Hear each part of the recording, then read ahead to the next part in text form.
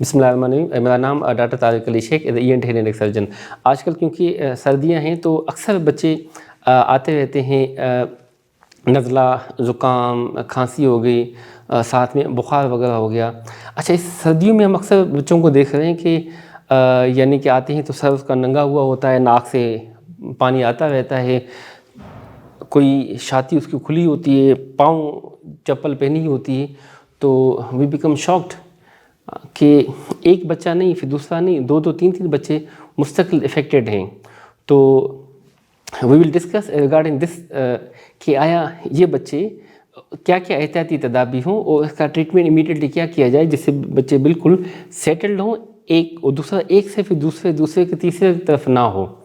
Mostly देखा गया है कि वो बच्चे जिनको वायरल इन्फेक्शन हो उसमें मोस्टली देखा गया है कि बच्चे को पतला सा पानी आता रहता है नाक से, मुस्तकिल नाक से पतला सा पानी आता रहता है, अचानक तेज़ बुखार हो जाता है, ठीक है ना, और बच्चे को खुशक खांसी होती रहती है।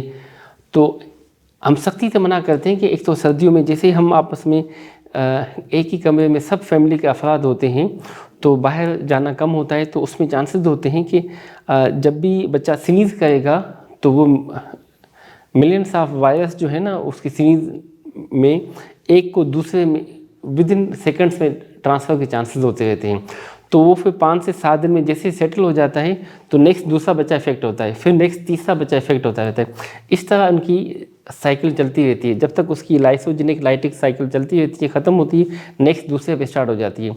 तो माओं को हम सख्ती से मना करते हैं कि बच्चा जब भी हो तो इस कंडीशन में यानी कि बच्चा एक तो प्रोटीन डाइट ले, बच्चा कोशिश करे कि यानी कि अंडा ले, दूध वगैरह ले। बच्चे को हम कहते हैं कि ग्रीन टी दें, चाय दें, कॉफ़ी दें, गरम गरम चीज़ें दें। ऐसे पेशेंट को हम कहते हैं कि आप कोई भी एंटीबायोटिक वगैरह ना दें, जस्ट आपने एंटीहिस्टामिन लिख दी, जैसे आजकल एलर्जिक्स वगैरह आ जाती है, एंटीआल वगैरह, कोई भी एंटी एलर्जिक आपने दे दी, साथ में बुखार है तो आपने पेनाडाल दे दी, उससे चीज़ें विथ पैसेज ऑफ टाइम बिल्कुल सेटल हो जाती हैं। ऐसे बच्चों को हम सख्ती से मना करते हैं कि बाहर जब भी बच्चा जाए तो अच्छी तरीके से सर कवर्ड होना चाहिए, बच्चों के ना चेस्ट कवर्ड होनी चाहिए, पाँव जो है वो उनके कवर्ड होने चाहिए। पाँव नंगे होते हैं, सर नंगा होता है, छाती खुली पड़ी होती है, बाहर एक्सपोज होते रहते हैं। ऊपर से फिर जब बाहर की चीज़ें इस्तेमाल करते रहते हैं तो ये कंडीशन मज़ीद एग्रेवेट होती रहती है।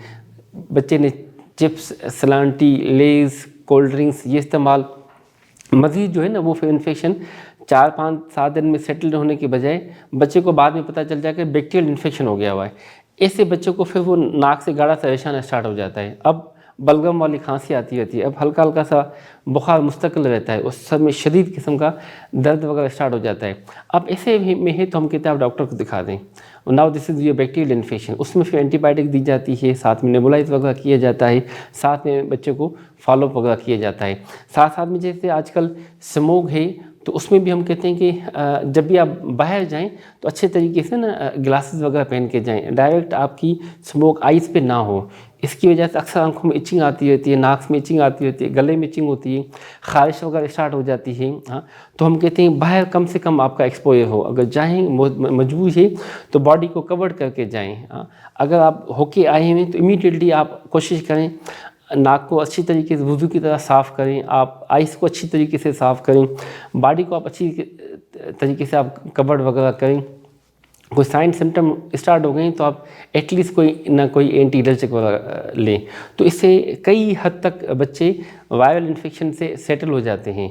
तो it's all about viral infection, bacterial infection, smoke, उसकी एहतियाती तदाबीर and treatment. Thank you so much.